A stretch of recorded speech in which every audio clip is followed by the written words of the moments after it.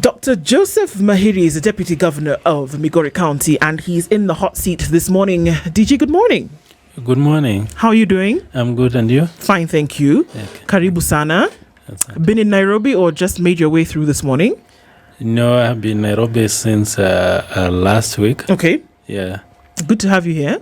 Thank you very much. This is the Situation Room. You're in the hot seat of the Situation Room this morning.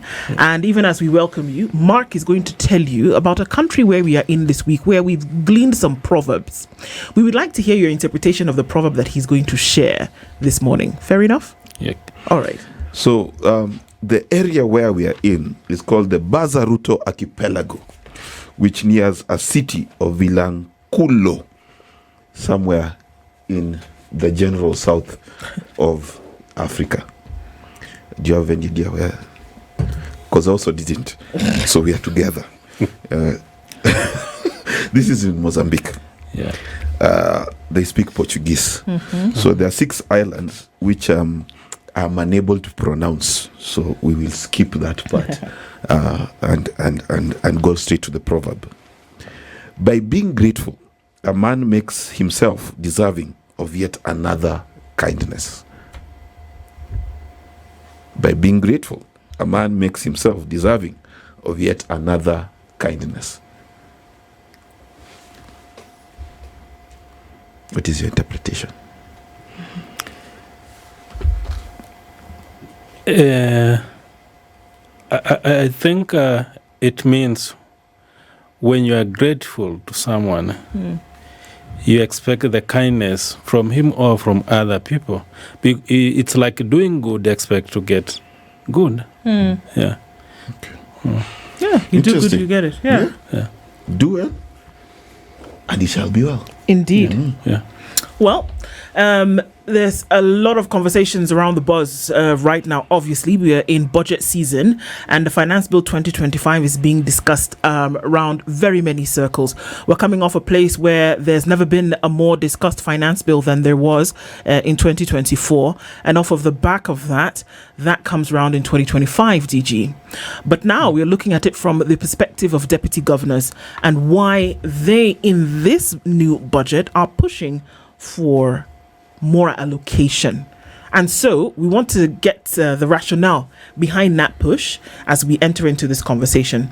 Deputy governors have a council, have a forum, and of course is led.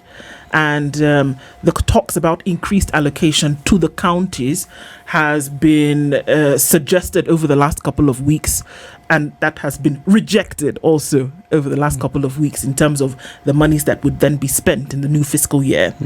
And there have been many conversations around whether NGCDF should now be scrapped totally from the hands of members of parliament and should go to the counties.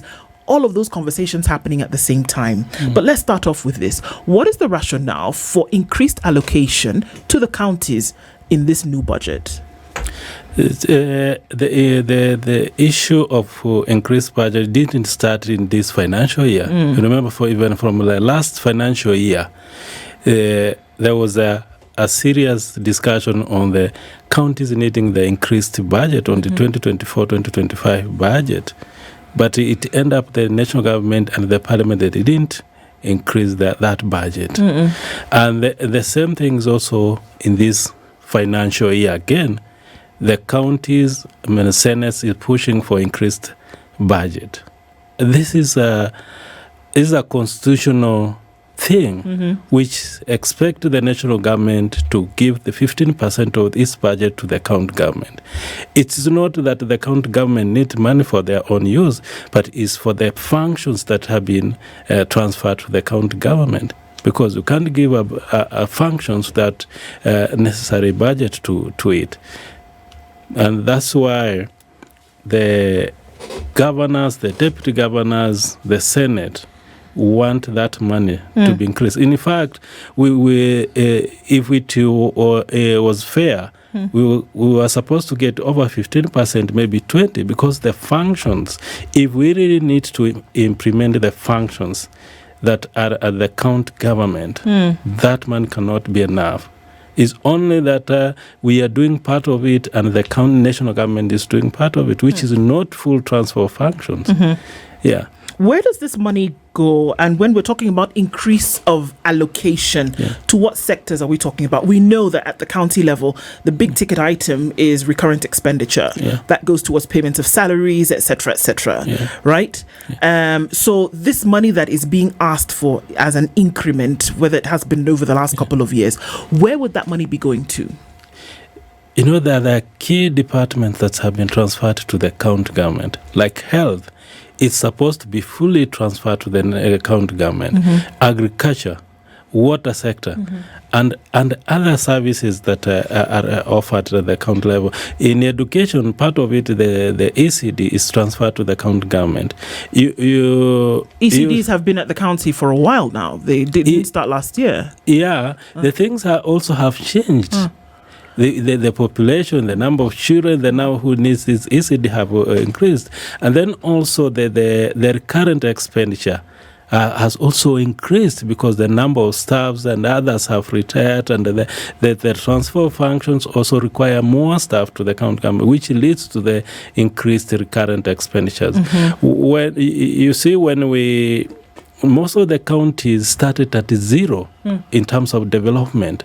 Some of the counties never had even the headquarters, nothing at there. Some of the counties who are like in urban centers, like the city Kisumu, they inherited some properties from the national government. The rural counties like Migori, which never inherited even one building from the national government, it starts from the scratch. So that's the reason why we need more funds, especially for the infrastructure development. Most of the counties, they don't have even good hospitals. Yes. They need to improve on them. Some of the counties, they don't have water and sanitation structure systems. Why? But you know where we are coming from. Why do we not have such systems at the counties? If you consider the funds that are taken to the county level for development, let's just take it is 2 billion. And if you want to do a water system, like for example in Migori on an urban center, you need huge a lot of money, like over 600 million to do that. In fact, for Migori, I saw the proposal, it's over 2 billion. You need those 2 billion to do as water and sanitation infrastructure for the people of Migori. But that's not enough even for the total budget of development in the county.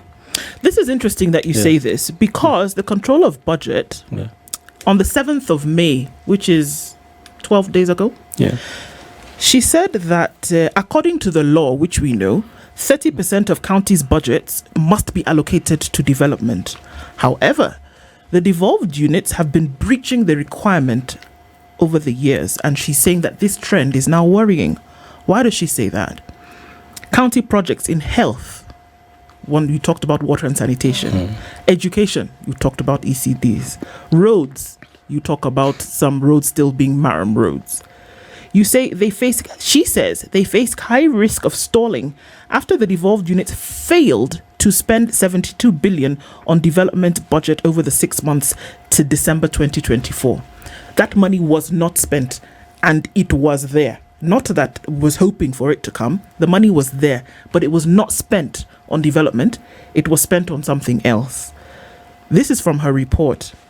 County government spent 33.6 billion shillings, which is just 1/3 of the 105.7 billion that was required to be spent on development according to the latest Control of Budget report. For the fiscal year 2024 July to 2025 June, the counties have a development budget of 211.5 billion shillings. So, this money is supposed to be ring-fenced for development. According to the law, it's not supposed to be used for anything else aside. But it's not being used. Even the one that is available, counties are not using it. And now we are saying, give us some more. But according to not me, the COB, the one that is available is not being used. So what rationale then do we have for saying there should be a further incremental allocation? I may not speak for the whole counties, but I may speak for the counties that I'm aware of, especially from my county. The issue of money not being spent, some of it is not real, it's not the truth. because you will find that there are so many times that the treasury says it has released money to the counties. We will stay for 2 months without seeing that money in the account. So when they say that money was never spent, maybe there was a delay in payment of the pending bills or the work done, or the procurement procedures, which are very detailed. Maybe those counties, they never implemented that. So it's not that the money is more until it remains. That's not the truth. No. Yeah. What we're saying is that if there's 100 shillings at the county, 30 shillings is supposed to be kept for development. That's according to the law. Yeah. From what the COB is saying, is that in that 30 shillings that she can see some money at the counties and it has not gone towards development. That's what she's saying, because it's already been granted, like you say, DG, that all this other money has gone towards salaries and all these recurrent expenditure, paying for ECD, paying workers, etc. But this 30 that's supposed to take care of the thing that you talk about, building an extra classroom here or there, working on this road, setting up the sanitation system here and there, that money, she can still see it there. It has not gone. It has not gone towards that particular spend. And the question is why? Maybe she could have spent that. What was the source of that money? Is either the money which was allocated or budgeted, and it was available for expenditure. And we find most of the things that you'll see on the budget is what not is to be spent on or to be implemented. Some of the budget, maybe they were budgeted depending on the on-source revenues, which some of the counties never realized to what they had planned to realize. Some of the equitable share, we say that we are expecting this money, the financial year ends without getting all that amount. But counties have every 5 years an entire forum where they sit and they plan how they're going to spend their money, right? Yeah. So at the beginning of the 5-year term that this is what we want to do, and this is the money that will be allocated. For me, the question is quite simple here, that if this was the plan, the CIDPs are for counties. Yeah. If we know that this is the plan, we know how much this is going to cost. But at the end of 1 year, which is what they're required to do between the Auditor General and the Control of Budget, they're required to say, this is the audited accounts. But we don't see this thing, which was in the CIDPs, living out in terms of what 30% was supposed to be spent on development. It is not happening. And that goes to the question is now when we say, give us more money for development, what has happened to the money that has been spent previously?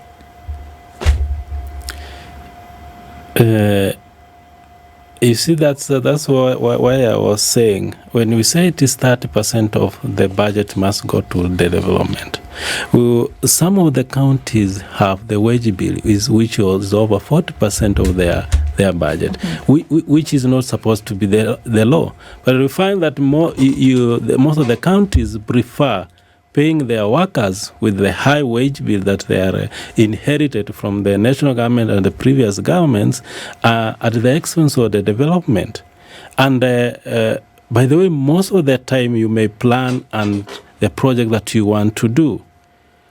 At the end of the financial year, you may find that that money have not been paid. It's on the issue of pending bill, or it remains because the project were incomplete. Because some of the projects they are not complete within the one financial year, they are carried forward, and at the end of it, maybe the county didn't pay, and that's the money may be lying. And also, I'm not speaking for all the counties or the governors, but we'll find some of the, maybe there's some loophole somewhere where some of the governors or counties are not implementing their budget well how it's supposed to be.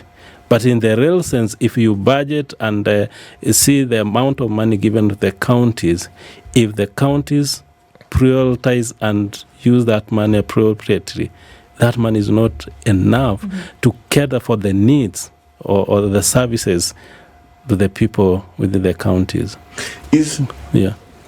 The problem compounded beyond what government is allocating. There's a matter you speak of called pending bills. And I hear for many counties, those pending bills are more than the entire budget sometimes. Is there, at the back of all this, the weight of previous governments, and I talk both national and county, and this weight transferred into pending bills, inappropriate hiring of staff in terms of an overstaffed county government, and then really that the fact that this country is in a proper dilemma, not just about allocation, but in a proper dilemma that our county governments are insolvent and need much more radical support than 15-20% increase on the allocated amount.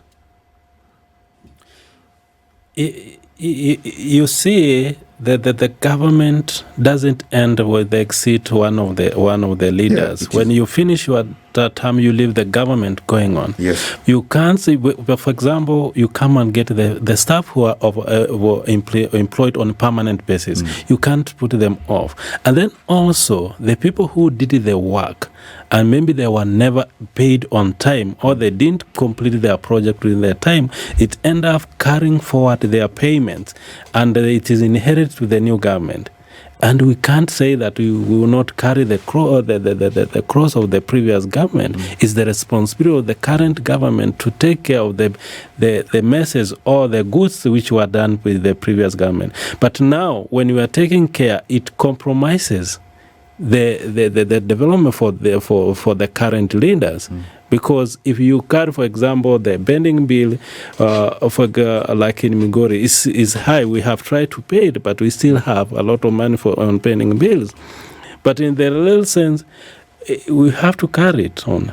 And the control budget now is one of the things that you must budget for the pending bill or spend on pending bill before spending on the current development. Yeah, Wanadiji, I totally agree. Yeah. My question was not that you have a responsibility. My question is, as a nation, do we need to have a discussion beyond just the budgets for counties and beyond the pending bills? Because in my view, many of the county governments, even if you give them 10 years, they will become insolvent before finishing the pending bills. I think we have a bigger problem than the budget itself, than the development, than absorbing development money. I think that our counties and the county governments as currently constituted, in terms of their financial solvency, we need to have a bigger conversation as a country, because increasing the budget is not necessarily going to address the problems that these institutions have. Yeah, for sure, we really need to have that serious discussions. You see what is really contributing to this. In the budget cycle, we budget that we want to do roads ABC and set under the budget for this. But by the end of this budget cycle, maybe a quarter of the work has been done, and that's the money that has been paid. And that whole budget, it's not transferred to the next financial year. You see, you are carrying a baggage which is not budgeted for in the previous or the coming years. So we really need to agree or to have a discussion. How do we handle these big projects so that we don't keep on carrying the baggage to the next years and all that? How is this money can be set aside? If it is 200 million to complete a project, how is that money taken care of? It's not that it's left there to be looked for the next financial year. It's a big issue because some counties have a pending bill more than even their equitable share. Yeah. So how are we going? And yet, most of these pending bills are genuine. Either the Kenyan supplied goods or did the work, but they have never been paid. So we don't know where we are missing. Is it during the budget or the expenditures period where we can't really tie our expenditures to the budget? It's like when you say you have in your home, you have budget, you want to build something, and then you don't know next where will you get the money to complete. Maybe you want to go ask, but you need to be sure that I want to build this. Where will I get this money until the end? Rather than say, I need to do a construction of 200 million, I have 20 million. You are not sure where will you get this. And then, unfortunately, in the next budget, you don't remember to budget for this money, which is or make it available. Also, budgeting is different from also making that money available for expenditure. Yeah. Are county governments too tied in their hands in terms of finances?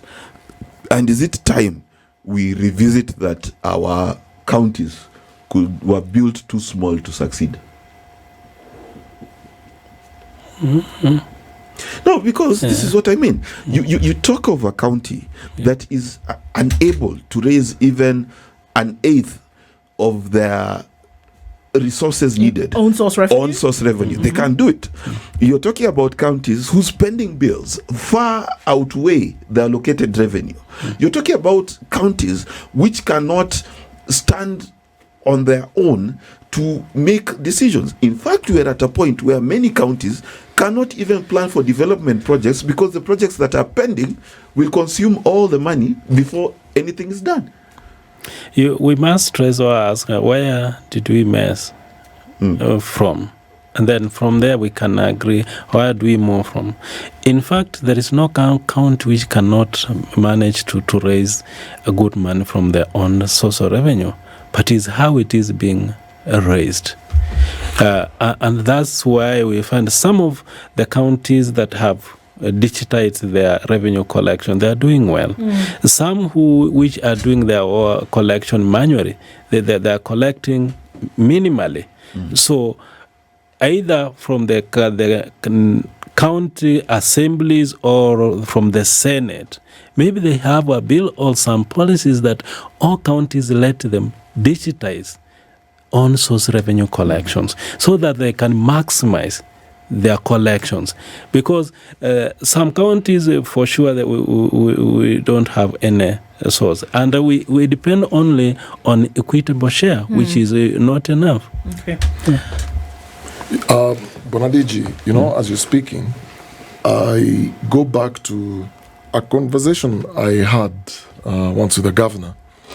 And if you look at the reality of what we have in the counties, when we talk about devolved corruption, for example, when governors talk about getting an increase in the budgets, the trickle-down effect to that mwananchi at the county level, they actually don't feel it. Because what we have seen, allocations of these budgets or increase of these allocations have been traps of misuse, have been channels of ghost projects, ghost workers, poor accountability. My question to you, even as I think we're going for a break, is even as you're pushing for more allocation, are you backing it by any audit and at your county level, because you can't speak over all the other counties, or even a performance review? Can you confidently tell, for example, the people in Migori, look, this is what we had in the last year's budget, this is what we did, this is our audit, this is our performance review that shows that actually we need more money? Do we have that at the county level? Yes, thank you very much. And for sure, if I talk for Migori case, we have that audit and also the report from the county assembly, and we do have a good working relation with the county assembly, where they be able to assess and be able to give department by department. You budget for this, and this was able to be done. This was not, and why? We are very accountable to the assembly, which is supposed to do oversight on behalf of the people of Migori, and we do follow up with the budget, how we budget and what did we budget to, and it was implemented. And if you go to the ground, we see it's not a matter of allocation, but you can go and you can see it on the ground. And when we talk, for example, construction of ECDs, If we budget, for example, for the second year, we had budget for 140 ECD classrooms for across the county. At the end of the financial year, we can be able to say we have done the 140. We budget to do, like, for example, 40 water boreholes one per county, per ward. Can we see these water projects going on, which I can confidently say is true? You can go and can find it on the ground. So we can be able to say, Migori County, we need this amount for us to cover the entire population in water supply. We need this and this per financial year, and we can be able to account for it. The issue in Kenya is that the generalized issue about corruption. That if one leader is corrupt, we generalize that all governors, all deputy, or everybody is corrupt. But we have Kenyan leaders who are genuinely implementing or utilizing the limited resources that have been allocated for the betterment of the people of Kenya. Even as we push for added revenue to the counties, we are looking at a health budget that has been reduced. We are seeing problems in the education sector, and we're seeing all manner of issues within the country. So, one, are devolved units only to defend themselves without the true picture of the country? That's one. And two, when we talk about this percentage increase that we want for devolved units, what is the justification for the Kenyan? If we allocate 10, 20, 30 billion more to devolved governments, what do we expect to see in return, given the pending bills, given the current situation of county governments? What is increased allocation to mean in real beneficial terms to Kenyans? I think as leaders or the governors or deputy governor and the leaders at the county level, we must be accountable and take up the responsibility with the resources allocated to us. One of the big things why the governors or the county need enough allocation is for the county to be independent. Let the counties be independent on the governors, not relying on the issue of the goodwill of the national government. You know, like when you're talking about the health, is a devolved function. And with the allocated resources, most of the counties cannot be able to do even a level 4 to be done within a short time without the help from the national government. You can see, like in the current budget, is the national government want to do a referral hospital in Bungoma and Kericho, and yet health is a function for a devolved function. When will we always depend on the national government to agree to decide which counties to do a referral or to do a good health facility for them, instead of giving them the resources and let them do, because every county have different needs. For example, I wish even in Migori County we have a teaching and referral hospital. We don't know if we follow that trend. Is the national government to decide when do they support and build this? We never made high. So the more money that will be given to the counties also calls for accountability, the huge accountability for the county government. Let also the common people benefit or realize that the counties are getting more now, they can see it on the ground by improving their lives through the service delivered, for example, health, which is in a mess. I'm happy like the issue of SHA is, with if it is well implemented, can help us also to improve on the health of Kenyans. But we really need to be independent and let the counties beg their development or needs from the national government. That if you don't support the national government or the leadership, you may not get anything from the top, and yet they retain a lot of the budget. Is that the case? Yeah. Is that the case right now, that we're looking at situations whereby if you don't maintain a healthy relationship politically, that counties which are safeguarded, funds for counties and devolution safeguarded in the constitution, then may not get the funds that they require because you're not buddy with the person at the top? The money we get from the national government in different ways. One is through equitable, which is a must. The money which is depend on the relation with the national is the grant or conditional grant, which is normally a huge amount of money. For example, if you want to do a huge project, you depend on this grant. That's why you'll find some other counties have referral hospitals, some have already done their headquarters because of this grant money, which is given at the discretion of the leadership, because it's not automatic thing that you must get. So, what you say is a bit worrying, and I'll tell you why. That the insinuation that even that conditional grant, be whatever as it may, is not based on merit.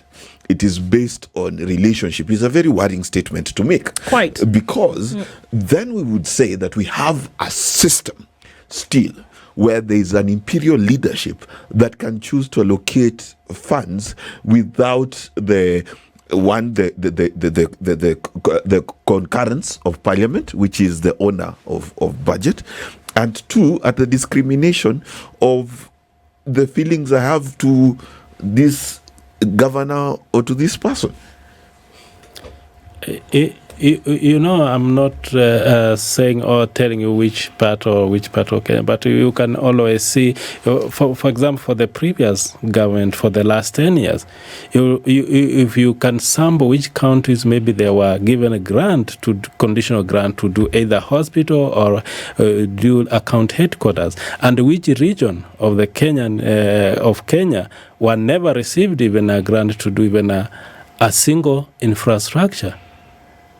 So that's why we are saying the Constitution gave Kenyans the devolution or the devolved units, which needs to be well funded, that doesn't depend on the goodwill or the good relationship or the friendship with the national government.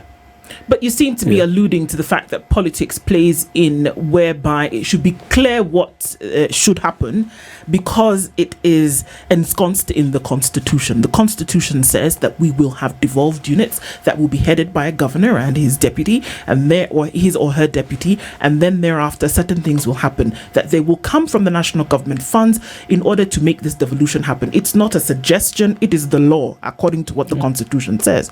But as Mark was saying, it seems as though what we are saying here is that until and unless you have a favorable relationship politically with the person who is at the top, at the executive position, that we may see a throttling of these funds coming to the counties. Is that an admission that we're seeing of things that actually happen?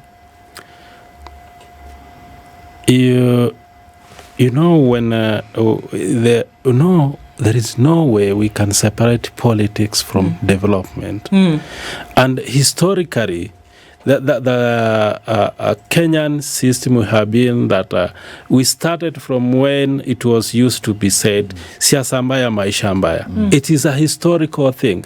But however, as leaders, we need to get out of that, fight it, and follow or implement our constitution and the rights that for Kenyans, which dictates that we have a right to development, a right to services, a right to water and all that. But we go beyond that. Is that happening? Do we see that there is a deliberate, intentional fight against this politics that comes into play all the time? Because what you've said is quite serious.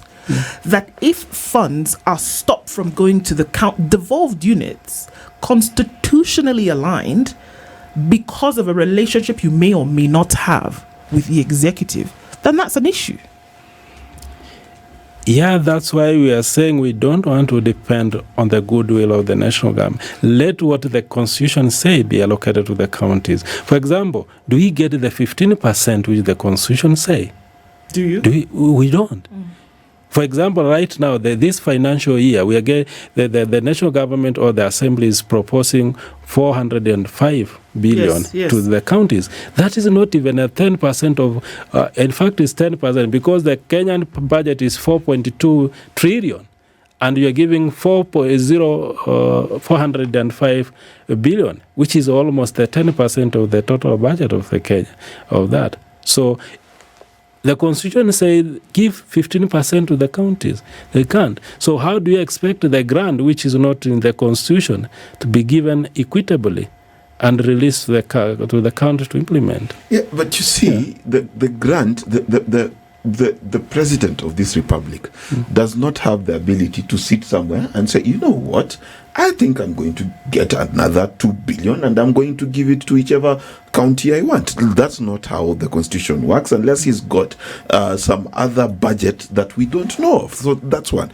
But two is even the very premise of what you are discussing means that our constitutional order is in danger, right? Because if any decision is made in this country by the discretion of an individual, not an institution, then we are in clear violation of the Constitution. Then it begs the question that these counties, as we speak of them, this is since 2013 to 2025, is 12 years past. Into devolution, yeah. Do we not need to sit down and have serious conversations, look ourselves in the eye, talk about funding models, talk about these grants, talk about the development of these counties, talk about the accountability that is needed, and actually look at what the Constitution says and begin to implement properly what it needs to be done, or have the difficult conversation of merging Migori, Homa Bay and Kisumu into one county, because that makes more sense. In matching counties or bringing them into another solution is let the Kenyans or the institution not fight among themselves. If the institution of, for example, Parliament is an institution, it needs to implement its role as legislative and oversight. But when they come in now, take up the responsibility of implementers of the project, and let either the Senate, whoever wanted to cost the functions that have been transferred to the counties. You see, we are saying that we are giving a budget of, for example, Migori 10 billion. How was this 10 billion reached at? Did they accost that health is going to cost it? How much do we need, for example, to supply drugs to the whole hospital within Migori County? It was never costed for. It's a literal figure. How much do we need, for example, if we want to do a certain function? It is not accosted. Let, for example, the functions that have been transferred to the county be accosted, and the actual figures be put on the table, say that for us to run health system effectively for the whole financial year, we need this amount of money. Can we give it to the counties? Instead of giving literally saying we are giving Migori 10 billion, is them to decide how much are they going to allocate in agriculture, or get in health, allocate in water, which most of the time is not enough. But yeah. Go ahead. You know, I find it difficult to reconcile a number of facts, and these are the realities. I mean, we live in Kenya, we know how our country runs. There is nothing like independent institutions, there is nothing like devolving a unit or the governments totally independent of national influence. Like you said, politics is always part and parcel of development. My question is, last year around this same month, the EACC targeted over 2 billion shillings that were allegedly siphoned from Migori County government. That is just one figure I'm just quoting. And there are a lot of things that were tabled, documents. Eventually, we know EACC sought to do an out of plea bargain, essentially. Yeah, exactly. My question is, when you took over government, and this is representative of all governments, county governments in this country, when you take over government, the first order of business, and it's something I've witnessed, is you're looking at what was the previous government doing, from the pending bills to all these monies and where these monies went. As you seek to get more allocation, do you do an internal audit to figure out what did my predecessor do with what was allocated to him and how much money didn't go into, for example, the health infrastructure in the county and so on and so forth. I say that because one day I sat with this governor, first order of business, I was present in that meeting, called some young fellow. So can you give me the books? I just want to go through the books. And in that one sitting, this young man tells the governor that we have 16 roads and these are the pending bills to the tune of 760 million. This is one county. Now, out of all those roads, only one was done. The rest do not even exist. Now, this governor told me, Dennis, I'm even afraid of what I'm going to tell my people because in ndio madeni tuko nayo. Yes. Na lazima tulipe yo madeni. And you talked about those spending bills. As we move on forward, because you're asking for more allocation, another government will come in asking for more allocation, another one asks for more allocation. Are we then saying this thing is not honestly functional, it's not working, we need to refigure and restructure county governments all over again because they are just tools to keep pushing corruption forward? You see that's where, for example, I can use for my case. When we get into the government, before start talking about the bending bill, we did the bending bill evaluations, the assessment which were the bending bill which were really true net to be paid, which were no goes to some of them. We realized that's the truth. Some of the requests or the money that being requested, most of the project were never done. So it is the responsibility of the current government or that government of that people to ensure that there was value for money from the previous government. Because you will find that when we get into the government, we eliminated almost over $1 billion shillings which were ghosts or not work done. But we still have people who are claiming they did those jobs. Because if you say you did a construction, for example, a dispensary, you need to go and sit at that point. There should be a dispensary. But if you go there, it's not there. And then there is somebody there claiming that he did the work because that person was given a document purporting that he did work, but it was not there. So it is the responsibility of that particular government or leaders to ensure they are paying or asking money from the control budget with the project which were implemented and well implemented, because some of the projects were hardly done. You see, if you are doing for example, you are building a dispensary, there is no way you can go that a dispensary is done which has a room like this and you are claiming to be paid 5 million shillings. There should be value for money. So as also leaders, we have to take up the responsibility of ensuring that the bending bill that we inherit from the previous government are worthwhile or worth paying. Some of them, for sure, they were not worth for paying. But do you? Yeah. I know that there's the reality of responsibility, and I think that's where we're asking about that connection. Is that, do we actually see a process of ensuring that those pending bills, which you inadvertently take over in the next administration, become your responsibility? Are you sure that they actually are bills for what was actually done? Because deputy governors obviously have come together in concert and said, you know what, let's also stand behind this push for increased allocation. At that point, you're together in concert, everybody asking for the same thing, and you're in agreement. But within that group of people are folks who have these big bills for which COB, Auditor General, everybody's asking, where did this money actually go? How can you have a concerted effort for more allocation of funds where in that same concert there are people who we know very well have not used their money properly? How can it be taken seriously? You know, in Kenya, we have so many institutions that needs to take care of the public interest or the public confidence. For example, if the counties mismanaged the public funds. For example, we want that there is bending bill for this amount, but the work was not done. But these are Kenyans.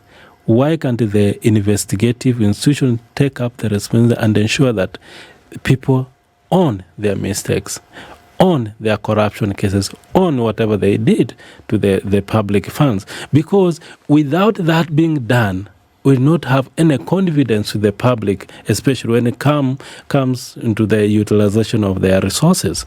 Because, for example, right now, genuinely, from my side where I sit, genuinely the counties need more funding for them to take care of the services or the needs of the people. But because of the misdeeds or misappropriation of resources by other leaders, makes the other counties or other Kenyans not get what they deserve because of their mistakes. Let those leaders take up their responsibilities and own up. Because you have institutions that they need to protect Kenyans. If these institutions don't protect Kenyans, who will protect them? Then we'll continue living on the same style. The 10 years we are talking about the bending bills, which cannot be accounted for. After 10 years, maybe again we talk about others. But also as leaders, also we have to own up and use the resources allocated to us genuinely and accountably. At the moment, there's a trust deficit. And if you're to ask and do a poll, a genuine poll, and ask people in different counties, starting from Nairobi County or even Migori County, and just ask, do you feel that the budgets that are allocated to the county, they've gone into the development and to the business that the money was allocated for? And you'll be surprised that people have actually an ear to the ground and know what is going on. The issue is the trust deficit, where successive governments come into power with promises and they speak well and they mean well. The way you're speaking, very soft-spoken, you sound like, very well polished, I can easily trust you. But then, vitu kwa ground, need difference. And it takes time to prove that indeed the money we got, this is what the money was doing. The other thing is even the issue of ghost workers. The situations where a current government comes in, kicks out everybody of the previous government, hire new people. The other people don't go to the office, don't work, even at the sub-county level, don't work, but they still earn salaries. They do. We spend a lot of money and there's a lot of waste in counties. I think it's a Kenyan also population we have taken some things, because you'll find the issue of the ghost workers. It's you see when the workers themselves, they tie their loyalties or their allegiances to the leaders of the day, and who maybe during their tenure were employed. When the new government comes in, they don't know that they need to serve the government of the day. They still believe their loyalty to the previous government. And that's why you will find that some of them, maybe, they don't come to work because of their misbehavior and all that. It's the mentality Kenyans that we were trying or tying ourselves to the politics and the leaders who, I don't know whether it's the way Kenyans get their jobs and all that, they tie their loyalties to the government of who, or when they're employed. The issue, for example, like corruption, it's like a song. It's like we haven't internalized it that it's also from the Kenyan that we are talking, that we are 80% Christians. We don't take it like it is a sin also to do corruption, to denying the deserving cases what it belongs to them. It is also Kenyans also to evaluate our conscience and say, are we doing the right thing, or the resources or the people that have given an opportunity to serve them? Which way do you think going forward? What do you need? Do you really think that it is at this juncture that the further allocation then should be required, or clean up the house, which you've alluded to? What should happen first? At first, let me say that let first what the counties deserve be allocated to them. And let those resources that have been given to them be held responsible for it and be accountable to it. Yeah. Well, I mean, these conversations go on. It will be interesting to see what comes out in the finance bill, but there is definitely a push to insist that there's a deliberate and intentional management and accountability when it comes to resources of any kind. But now those resources that belong to the people, essentially more so. Dr. Joseph Mahiri is the Deputy Governor of Migori County, has been our guest this hour. Thank you so much, DG, for being here today. Thank you very much. Thank you. This is the Situation Room, the only way to start your day.